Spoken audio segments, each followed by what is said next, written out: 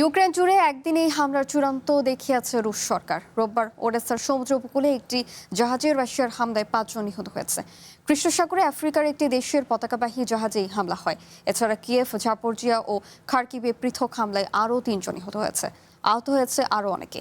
এটি ইউক্রেনে রাশিয়ার চালানো সবচেয়ে বড় পরিসরের ক্ষেপণাস্ত্র হামলা ছিল বলে জানান ইউক্রেনের প্রেসিডেন্ট ভলোদিমির জেলেনস্কি। ইউক্রেনের বন্দর নগরী ওডেসার সমুদ্র উপকূলে একটি আন্তর্জাতিক মালবাহী জাহাজে হামলা চালিয়েছে রুশ বাহিনী। রবিবারের এই হামলায় জাহাজটিতে বহু হতাহত হয়। আফ্রিকার দেশ গিনি বিসাওয়ের পতাকাবাহী জাহাজটি ভুট্টা বোঝাই করে বন্দর ত্যাগ করছিল।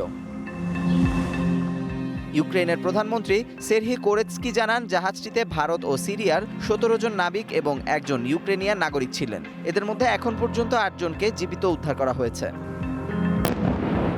রবিবার জাপোরিজিয়াতে রাশিয়ার ক্ষেপণাস্ত্র হামলায় 2 জন নিহত হয়। হামলায় এলাকাটি একটি ধ্বংসযজ্ঞে পরিণত হয়েছে। ভেঙে পড়া ভবনগুলোতে উদ্ধার কাজ চালাচ্ছে ফায়ার সার্ভিস কর্মীরা। একই দিনে কিয়েভে ভয়াবহ ক্ষেপণাস্ত্র হামলা চালায় মস্কো। এই হামলায় সেখানে 1 জন নিহত হয়। পাশাপাশি খার্কিভে আরেকটি হামলায় 19 জন আহত হয়েছে। এটি ইউক্রেনে রাশিয়ার সবচেয়ে বড় পরিসরে ক্ষেপণাস্ত্র হামলা ছিল বলে জানান ইউক্রেনের প্রেসিডেন্ট ভলোদিমির জেলেনস্কি। তার মতে, ব্যালিস্টিক মিসাইলের উপর রাশিয়া তার নির্ভরতা বাড়িয়েছে। ইউক্রেনকে বাঁচাতে তাই দ্রুত আকাশ সুরক্ষা ব্যবস্থা পাঠানোর জন্য মিত্র দেশগুলোর প্রতি আহ্বান জানান জেলেনস্কি। রাশিয়ার সবচেয়ে বড় ক্ষেপণাস্ত্র আঘাত হেনেছে। এখন তারা ব্যালিস্টিক মিসাইলের উপরই সবচেয়ে বেশি ভরসা করে। এসব হামলা ঠেকাতে তাই আমি মিত্র দেশগুলোকে এয়ার ডিফেন্স সিস্টেমগুলো দ্রুত ইউক্রেনে পাঠাতে অনুরোধ করছি।